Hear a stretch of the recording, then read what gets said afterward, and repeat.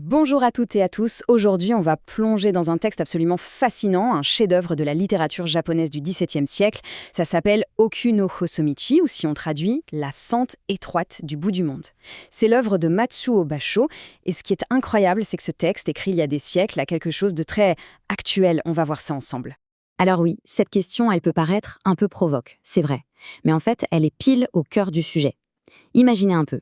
Bien avant les smartphones, les notifs, tout ce bruit constant du monde moderne, eh bien, un poète a décidé de tout couper, de chercher une forme de clarté en se déconnectant. Mais alors, comment a-t-il fait? Attention, ce n'est pas juste un carnet de voyage, c'est bien plus que ça.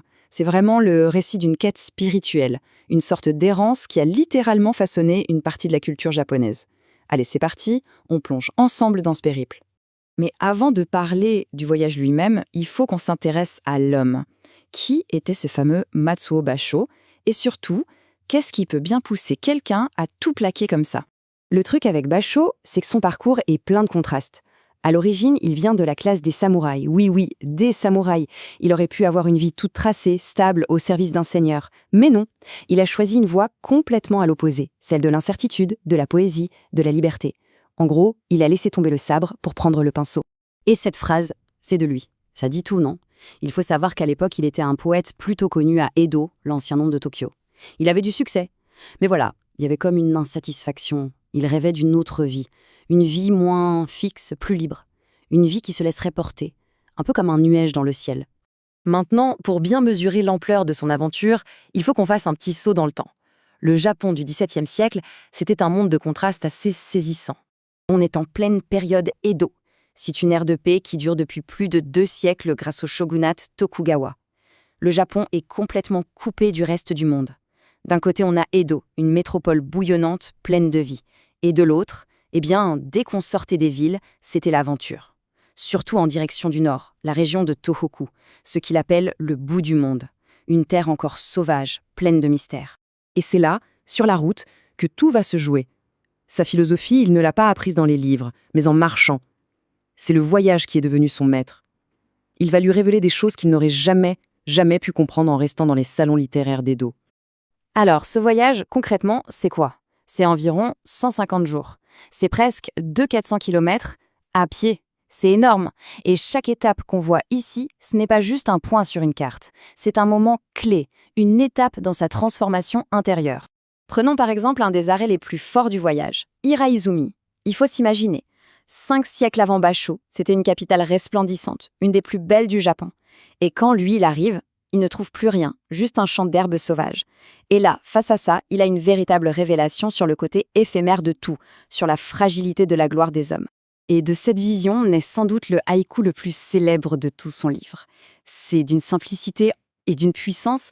En juste 17 syllabes, Basho arrive à saisir l'essence même de l'impermanence. Il ne fait pas que décrire ce qu'il voit. Non, il nous fait ressentir le poids des siècles, la force de la nature qui reprend toujours ses droits sur les rêves des guerriers. C'est un moment de contemplation pure. Allez, on change complètement de décor. On quitte les plaines pour la montagne. Direction le temple de Ryoshakuji. Un endroit incroyable, littéralement accroché à la falaise. Et c'est là que Basho va faire une expérience qui va tout changer pour lui. L'expérience du silence. Et là encore, il en tire un haïku génial. C'est un paradoxe incroyable. Normalement, le chant d'une cigale en plein été au Japon, c'est assourdissant, c'est tout sauf silencieux.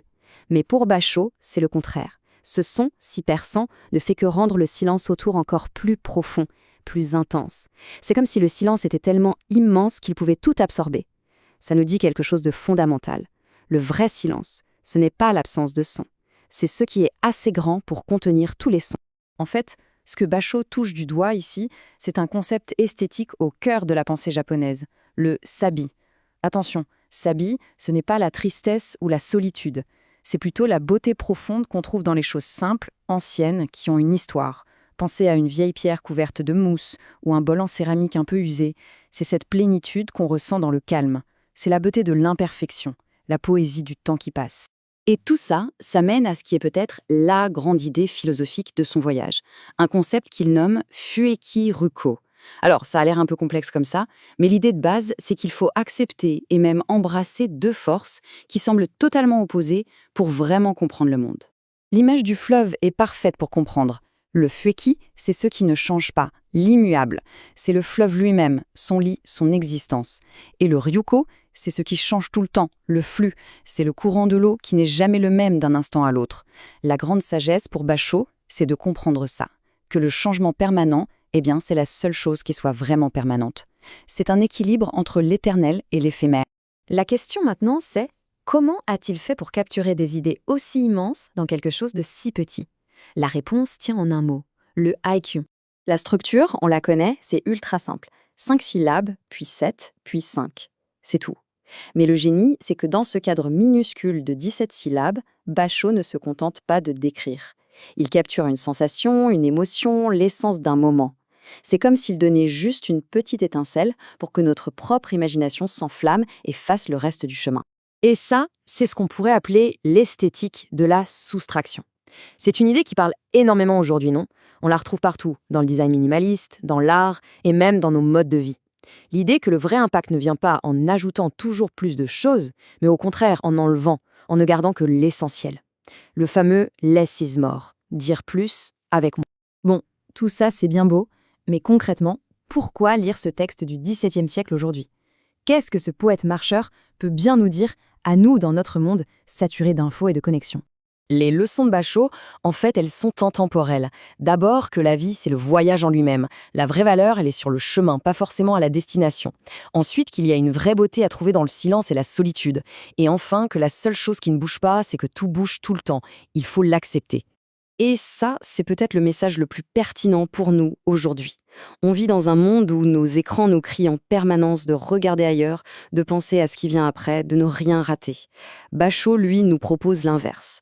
Il nous invite à lever le nez de nos écrans, à baisser le regard vers le sol et juste à remarquer les petites fleurs qui poussent à nos pieds, à apprécier la beauté de ce qui est là, simplement là, maintenant. Finalement, la vie est un voyage.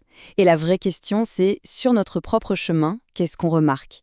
C'est sur cette pensée, cette invitation à appliquer la sagesse de Basho à nos propres vies que l'on va se quitter. Merci d'avoir fait ce bout de chemin avec moi.